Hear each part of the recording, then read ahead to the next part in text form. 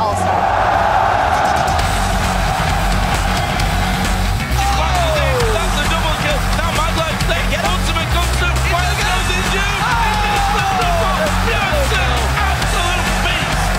We won the Earth game, now I'm ready for EpicSkillshot. One more shot, he's just massacring Fnatic. 8-1-4 for the AD carry. What a bloodbath.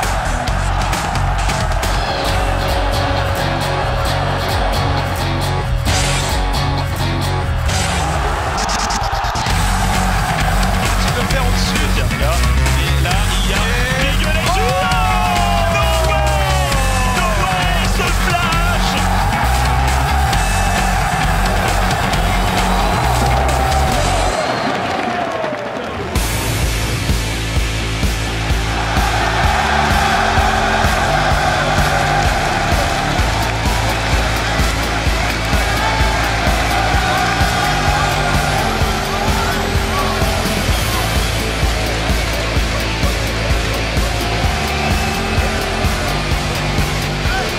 Welcome to day 2 of All-Star Paris 2014.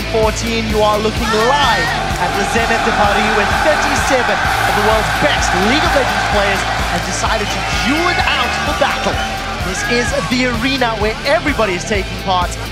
Fans are excited. Hey, that's Syndra. Not the Atlantean skin, that'll do. See Ice backstage. They're getting ready for their Hexakill match, which will be kicking off the day shortly. Shy. Buddy. Of course, we will be moving on. Oh, there we go. North American MVP Bjergsen.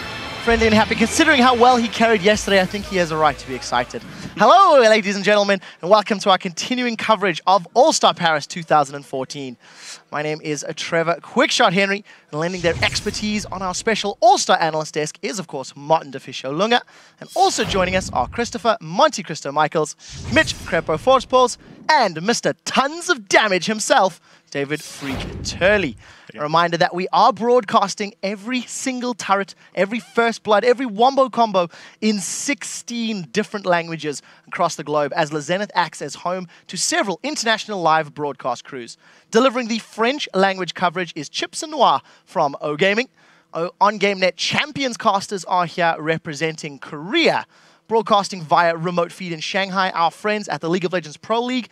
And of course, we have our own crew bringing you all the action. So let's send it over to the caster desk for a closer look inside the All-Star event. Thank you very much, Quickshot. Hello, everyone. I am Lee D-Man Smith, and alongside me today is Joshua Jet Leedsman and Sam Kobe Hartman Kensler.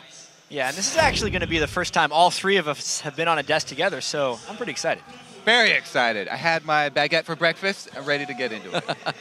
Well, after yesterday's pulse-pounding matches, we have another full day ahead of us. Yeah, we'll start the day off with a Hexakill match between the two challenge teams, bringing 6v6 action to Summoner's Rift.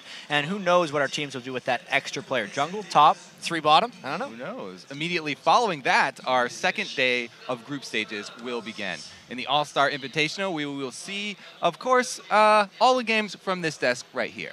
Yeah, but we'll be tackling all of the excitement beyond the Rift is our very own Shocks over in the interview lounge. Thank you very much, D-Man. I'm Evie Shock supporter, and I'll be talking with all the players and getting all the inside details here throughout the day. And now I'll be seeing you all soon enough. But for now, it's back to the gentlemen over at the analyst desk. Thank you very much, everybody, Shocks in particular. Let's get right into it with the latest news from our event, starting with the European League's Fnatic and Southeast Asia's Taipei Assassins, who both had a rough start to the group stage. They're both sitting at 0 and 2. Yeah, for Fnatic, they have a habit of bouncing back after a bad day on the Rift, but today they will play the dominating SK Telecom T1K before they face off against T-Bay in the final match of the day. Yeah, it's a difficult match. It could determine who advances to the playoffs. In the middle of the pack is North America's Cloud9, who ended the day with an even 1-1 performance. They pulled Fnatic back after they got an early game lead and looked to be playing like the Cloud9 we actually used to seeing, which is no small task considering their mid laner Shock Caller was replaced by Link. But when facing the 2013 World Champions SKT T1K, simply seemed to be in Cloud9's heads, and they handed the Koreans an easy win. A dominating win. SKT T1 looked commanding in that victory against Cloud9, and they ended the day sharing the top spot with OMG as both teams went 2-0. But the tie won't last for long, as these two juggernauts will be squaring off in our first invitational game of the day. Let's step back very quickly and actually talk about what stands out from yesterday's matches. I want to put this to the panel and kick it off with Monty. I mean, obviously, coming in, the favorites were SK Telecom and OMG, and they continue to roll forward here. I'm really excited about the first match of the day. I think that Fnatic really needs to step up their game. They underperformed pretty severely yesterday, and I think it was quite disappointing. But Cloud9 doing all right, considering that they are lacking a key starter on that roster. I think Link's rotations were particularly good. They were. He learned from the best. What can I say?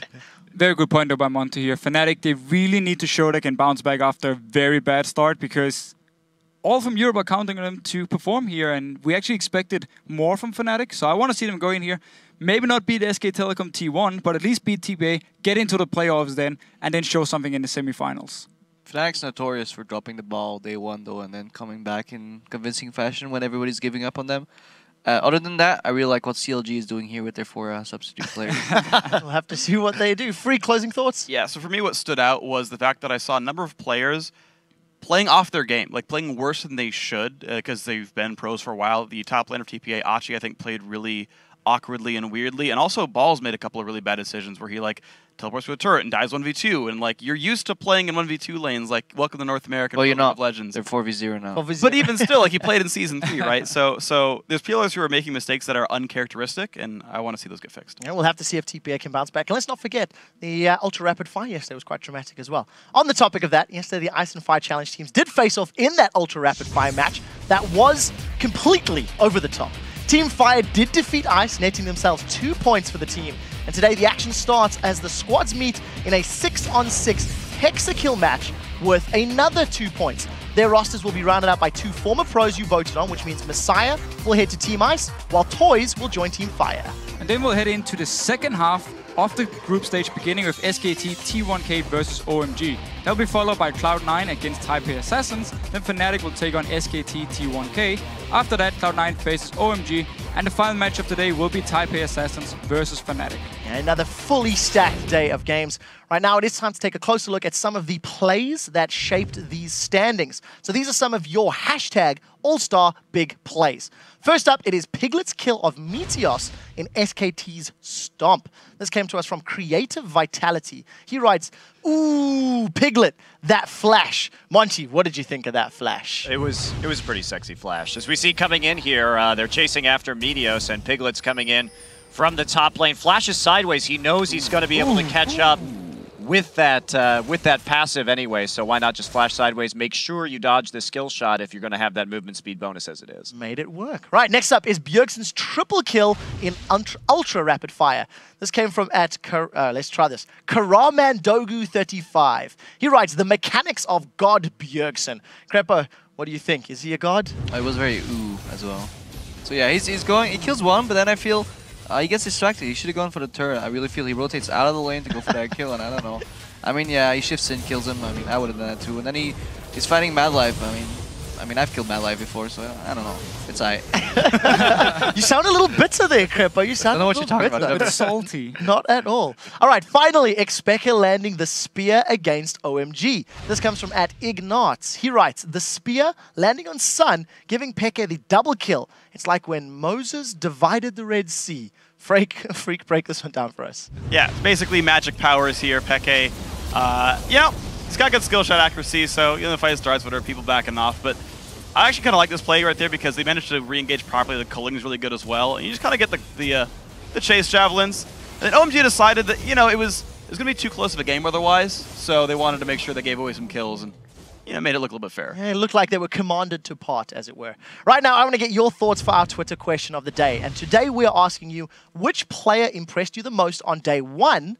And why? Let's do this one in reverse order. Freak, who stands out as the brightest and shiniest from yesterday? To me, actually, this will be weird, but I actually liked Wins because he came into the team new for TPA, played for Taipei Snipers. We know he's good, but he showed some glimmers of hope. He killed Faker a couple of times, and I got to say, that's a good way to start a competition. I have to say, I don't think it sounds weird at all. I think Wins had an outstanding performance for this big stage. Of course, we saw him at Worlds as well, but I have I think it looks really good for TPA in the future when he continues to get some synergy. Who is your player that stands out, Monty? I mean, I got to give it to Bengi. You know, I kind of called him out yesterday for having some lackluster performance, but he really stepped up his game. We saw some of that old mid-jungle synergy that we used to talk about all the time, right, on SK Telecom T1K. So maybe this kind of challenge, this All-Star event, is what he needed to kind of find himself again in the jungle. Personally, I think actually Sneaky from Cloud9 has been doing really well. And coming in here, playing SKT1K was very, very hard. And still on Twitch, he actually managed to sneak around. He even got a kill onto Faker, which he was very proud of, by the way. So I think actually he's been playing really well, and he continued the trend from NA. And who sounds on your mind, Creppo? Well, I was going to say wins, but well, thank you very much. I really liked what he brought to the table in terms of ganks, and then they tried to shut Faker down, didn't work.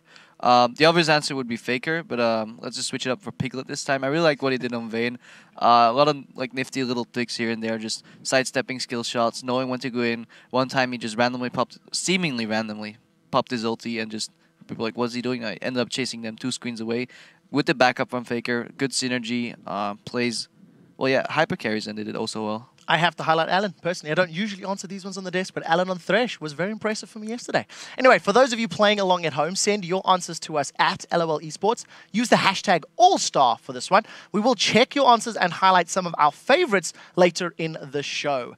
When you guys are done tweeting, head over to lolesports.com, where you can also vote on all of today's matches and see how your calls match up against ours. Just choose the winners and hit submit, and we'll check in throughout today's games. And you can also decide the Super 1v1 match that will happen just before the finals tomorrow. Or Sunday, sorry. You pick the pro from Team Fire and the pro from Team Ice, who you most want to see battle it out. The player with the most votes will face off on Sunday, and the victor will get 3 points for that team. Just head over to vote.lolesports.com for all the info. All right, we do have to take a very quick break, but when we return, the action gets underway with teams Ice and Fire taking to the Rift in our second challenge match of the All-Star event. It's a Hexakill battle. You see the players on your stage getting themselves ready, getting themselves connected, and about to take it all out against one another.